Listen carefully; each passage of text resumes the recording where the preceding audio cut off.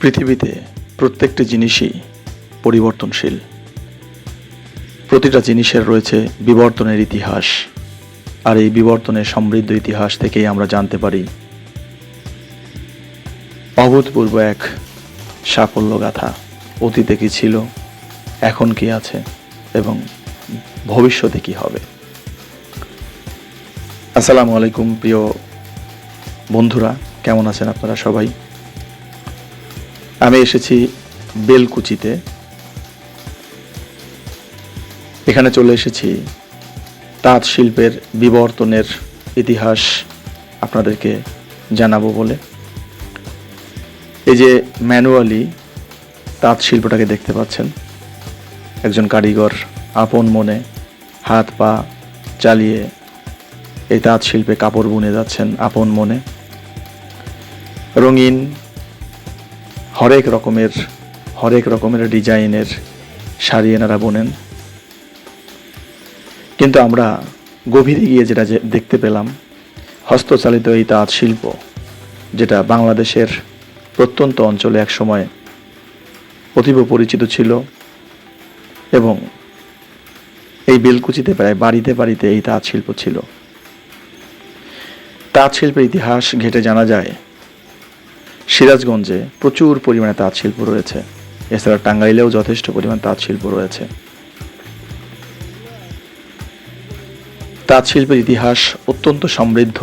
আমাদের 5টি মৌলিক চাহিদার একটি হচ্ছে বস্ত্র। সেই বস্ত্রের আদি শিল্প হচ্ছে এই তাঁত শিল্প। তাঁত শিল্পের সাথে জড়িত পুরুষ এবং নারী উভয়ই। তাই এই শিল্পের ইতিহাস অত্যন্ত সমৃদ্ধ। কিন্তু আজ বিবর্তনের ইতিহাস থেকে জানা যায়, বিবর্তন হয়ে এই তাঁত শিল্প ম্যানুয়াল থেকে এখন ইলেকট্রিক অর্থাৎ বৈদ্যুতিক তাঁত শিল্পে রূপান্তরিত হয়েছে।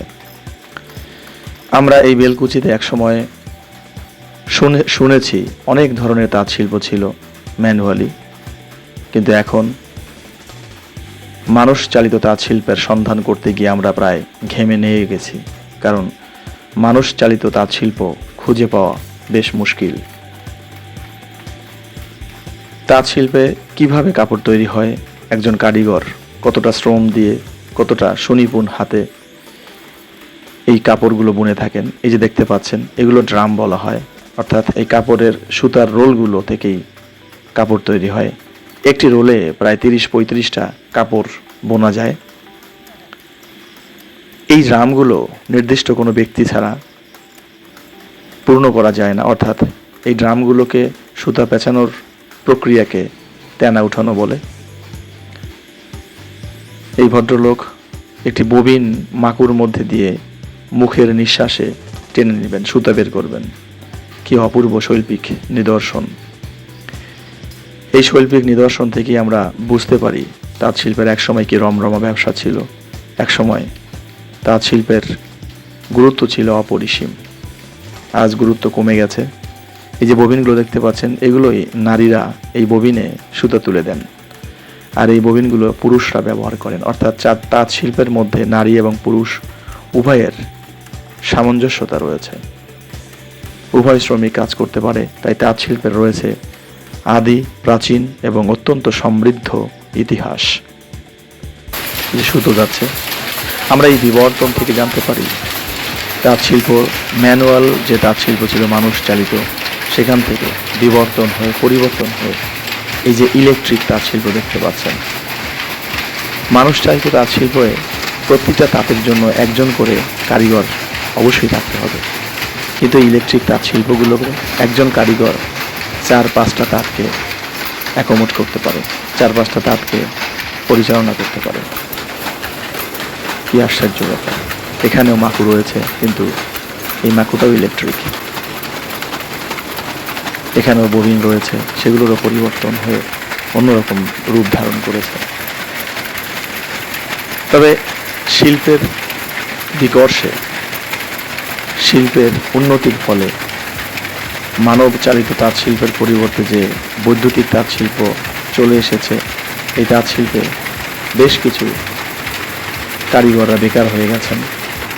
কিন্তু এখানে কাপড়ের হরেক রকমের ডিজাইন বেড়েছে। অর্থাৎ বিদ্যুৎ চালিত এই তাঁত শিল্পে একটি শাড়িতে অনেক ধরনের ডিজাইন বোনা যায়, কিন্তু মানব চালিত তাঁত শিল্পে এতটা ডিজাইন দেয়া যায় না। আমরা দেখতে পাচ্ছি এবং দেখতে পেলাম যে এই তাঁত শিল্পের বিবর্তনের ইতিহাস বেশ করুণই বলা চলে। এখানে নারী পুরুষ উভয়ে কাজ করত, কিন্তু এখন অনেক নারী অনেক পুরুষ কারিগর বেকার হয়ে গেছেন এই বিদ্যুৎ চালিত তাঁত শিল্প আসার ফলে। কিন্তু শিল্পের উৎকর্ষতাকে মেনে নিতে হবে, শিল্পের অগ্রাধিকার দিতে হবে, শিল্পের উন্নতিকে আমাদের ধারণ করতে হবে। সেই থেকেই আমরা এই বিদ্যুৎ চালিত তাঁত শিল্পটাকে প্রায় প্রত্যেকটা ঘরে ধারণ করেছে এবং এই বিদ্যুৎ চালিত তাঁত শিল্পটাকেই এখন সবাই আপন করে নিয়েছে। আর মানব চালিত তাঁত শিল্প আস্তে আস্তে প্রায় উঠেই গেছে, অর্থাৎ বিলীন হওয়ার পথে। মনুষ্য চালিত তাঁত শিল্প এক আদি, প্রাচীন এবং ঐতিহ্যবাহী সমৃদ্ধ তাঁত শিল্পের ইতিহাস আজ বিলীন হওয়ার পথে। তারপরে আমাদের শিল্পের উন্নতিকে মেনে নিতে হবে, শিল্পের উৎকর্ষতাকে ধারণ করতে হবে, বুকে লালন করতে হবে। আর সেই থেকেই আমাদের এই তাঁত শিল্পের জয় জয়কার। আমাদের তাঁত শিল্পকে ভুলে গেলে চলবে না, তাঁত শিল্পের ইতিহাসকে ভুলে গেলে চলবে না। আমি বেলকুচিতে এসে খুবই ভালো লেগেছে এই তাঁত শিল্পটাকে দেখে।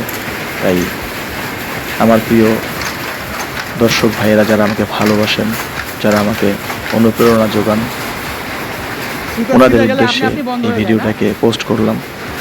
আশা করি বেশ কিছু ইনফরমেশন পাবেন, বেশ কিছু তথ্য পাবেন কিভাবে আমাদের অতি প্রাচীন এই শিল্প, বাংলাদেশের দ্বিতীয় বৃহত্তম কুটির শিল্প এই তাঁত শিল্প আজ বিলীন হওয়ার পথে। ধন্যবাদ সবাইকে।